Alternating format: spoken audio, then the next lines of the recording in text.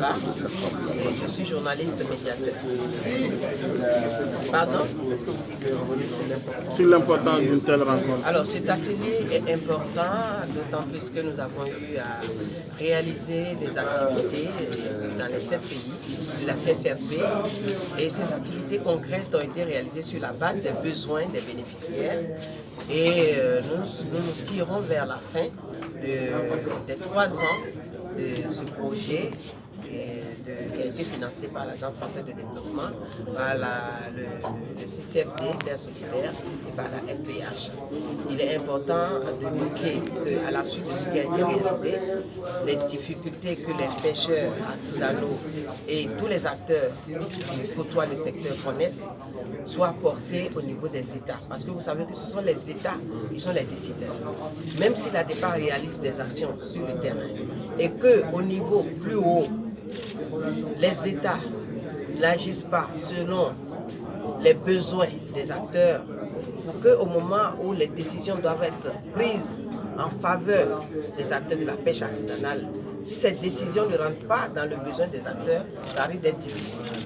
Donc le but de cet atelier, c'est à la suite des discussions qui ont déjà eu lieu dans les pays, de porter au niveau sous-régional les difficultés de la pêche artisanale dans les 7 pays de la CSRP et selon les besoins des acteurs, sur quels éléments il faut actionner les décisions pour que les décisions et les décisions qui doivent être prises en faveur du développement de la pêche artisanale correspondent aux besoins des acteurs. Parce que qu'est-ce qu'on a constaté le plus souvent, c'est qu'il y a des actions qui sont menées. Depuis plus de 50 ans que nous avons acquis nos indépendances, il y a des actions qui sont menées. Il y a des actions de développement qui sont menées. Mais est-ce que ces actions correspondent toujours aux besoins des acteurs de la pêche artisanale?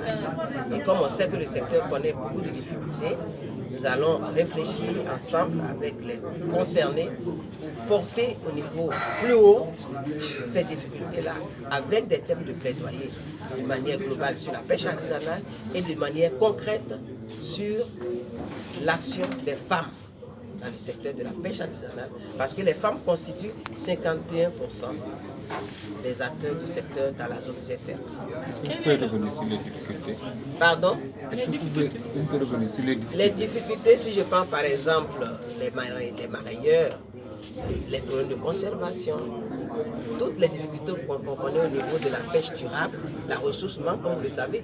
Nous sommes ici au Sénégal, le tchof ne traîne plus dans les rues comme on le voyait il y a 20 ans, on est d'accord sur ça. Il y a aussi les difficultés à partir de la pêche INN, les accords de pêche qui sont signés. Ensuite, au niveau de la transformation, les femmes n'ont pas toujours les moyens qu'il faut pour bien transformer la ressource halieutique. D'autres difficultés concernent la gestion au plan humain de leurs activités, de comment s'entendre ensemble pour que le poisson, qui est ce bien commun, soit géré de manière durable. Donc les difficultés sont vraiment nombreuses au niveau de la pêche. Vous parlez Wolof? Pardon? Vous parlez Wolof? Malheureusement.